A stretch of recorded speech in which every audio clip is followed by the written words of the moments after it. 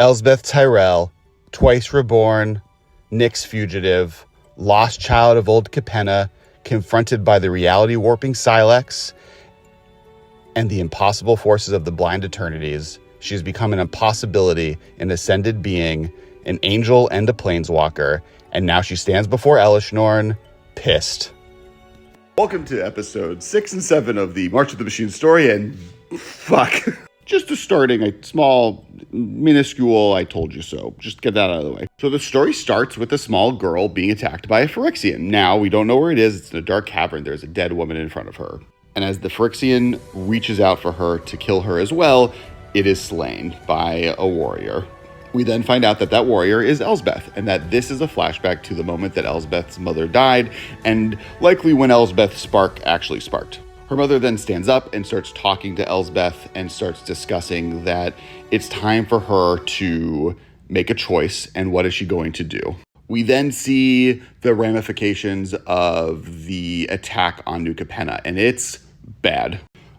Blood flooding the streets, the flayed remains of New Capennans on the sides of the streets, angels, Atraxa speaking down to the legion of warriors, while just riveters and maestros fight against her with almost no effect.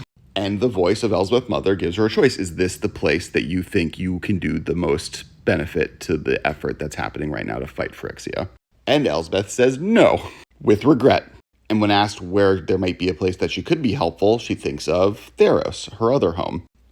She's immediately teleported to Theros. She thinks of Daxos, who, if you don't know, is the person she has probably the strongest romantic relationship to on Theros. And then the voice that was talking to her starts talking to her in the form of Daxos. And they begin the discussion of what's happening here. And we find out that Ajani has been able to convert 4 of the gods up to this point, and is doing so by converting the people of the plane that worship them into Phyrexians, and then going through the same rites that they would do of worship, but now with Phyrexia in mind. We cut to Ajani doing just that, but now finally going to complete Heliod. There is a priestess of Heliod doing a final blood rite using Phyrexian oil to do the final completion of him as his congregation worships him in a Phyrexian-minded way, with Ajani standing there. Rebels attack Ajani. Ajani wipes it away and literally grabs the young kid who did the rebellion and murders him in front of Elspeth. And she questions, is this the place where I'm needed? Phyrexian gods are something that is terrifying, that if I could stop, I could help. And is me saving Ajani a thing that could help everyone? But she realizes, no, this would help her. She would feel better to save Ajani, or to put Ajani out of his misery at a minimum. But would that stop the overall invasion across all of the planes? At this point, she says goodbye to Daxos and leaves, and back in the blind eternities, she realizes that the place that maybe she could be the most helpful is facing Elish Norn, and so they travel there.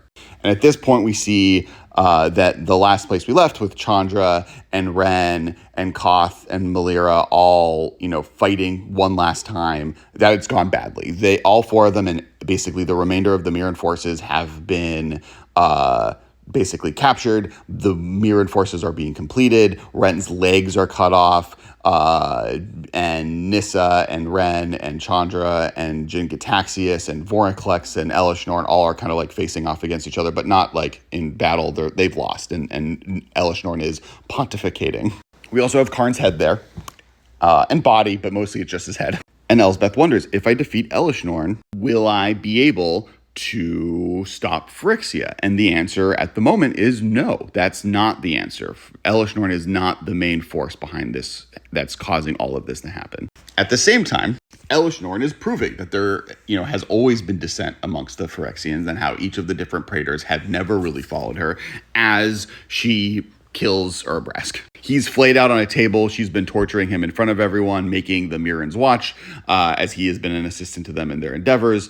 And she eventually just cuts him into a bunch of pieces and kills him, meaning that she's now killed Urbrask and Shieldred. And this is when Elspeth realizes that the answer isn't defeating Elish Norn, it's protecting Ren and Nissa, and dealing with Nissa. Basically realizing that Ren is the answer to being able to stop the Worldbreaker, and the only way that to be able to do that is for her to do something with Nissa. We don't know. It's not said in the story what the answer to the Nissa problem is, but it is centered around those two. Those are the two key pieces. Elish Norn is no longer a key piece in defeating them. But as she's realizing this, Jin Cataxius is walking up to Koth to kill Koth. Then basically they're like, we're done here. Let's just complete all of these guys. And Jin Cataxius is very much on the side like, Elish Norn, we should stop talking about this and just get rid of them so we can move on. But Elish Norn likes to pontificate. And so the voice says to Nissa, so it is, I cannot fight this threat alongside you, much as I wish I could, but I can forge you into what you were always meant to be. Elspeth looks down at her hand, forming itself anew. From the ether of this place, here are her nails, here are her calluses, here are the lines of her palm. Fortune teller said that they could read the fate in those lines. She wondered if any of them knew where she'd end up. I'm afraid, Elspeth said. Once more, it simply slips out of her. She didn't even know she was afraid until she spoke, but she is. There's a numbness creeping into the back of her mind. She thinks of Daxos, of Theros, of the home she once imagined. It all seemed like a pleasant dream. The woman next to her embraces her. Fear is always the last thing to leave. The woman says, you've slain it time and time again. Do not falter now, Elspeth. It is the last thing she hears before Sarah fades away. Yep. Wasn't totally emotionally ready for Sarah the Benevolent through the blind eternities, force Elspeth's ascension to an angel. And that's what's happened. Elspeth basically awakens her status as an angel and planeswalker, a thing that before this was considered an impossibility. Almost a mirror to Obnixilis, which I love having Obnixilis be the center of the New Capenna story as Elspeth learns a little bit of her background. As he is a planeswalker turned demon, she is a planeswalker arisen as an angel. And as Jin Cataxius' arm slices down to kill Koth, Karn hears a blinding gold light and sees the sword block the claw as Angel Elspeth arrives on the scene.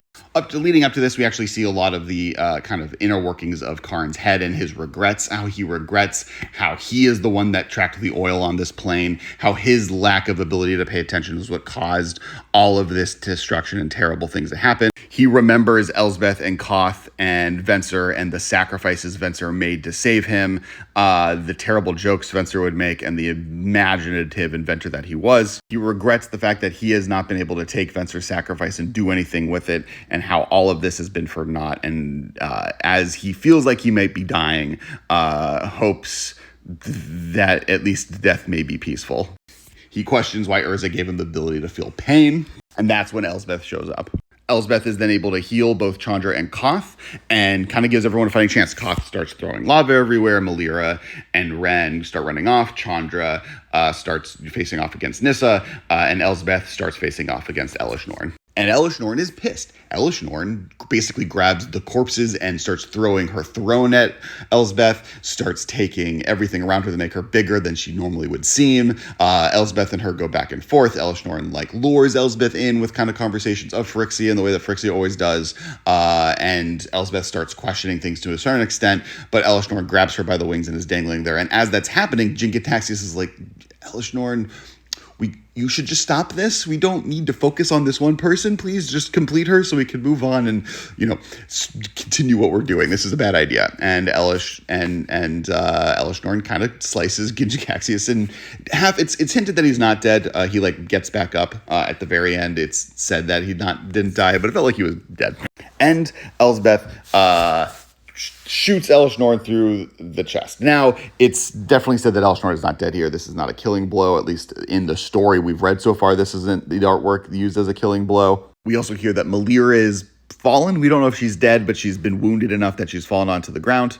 And Ren is being given the time needed to try and get to the tree, as they're hoping that Chandra can face off against Nissa, even though they're worried that she can't because they're, emotionally connected and in love with each other. I don't know what Vorinclex is doing. It's definitely a question I have with what's going on right now. But yes, Elspeth has awakened as an angel. She's definitely able to handle Elish Norn. And at the very end, she realizes that Elish Norn is still not the thing that she used to pay attention to. Elish Norn is no one. She is not the voice of Phyrexia, she's the voice of Elish Norn, and so she leaves her to go focus on protecting Ren from Nissa, so that Ren can combine with the World Tree and hopefully save everyone. I do wonder if Ren was created for this purpose by wizards, or they realized after the fact that she would be a good answer to this problem. Easily one of the best stories Magic has ever made. Highly recommend reading it.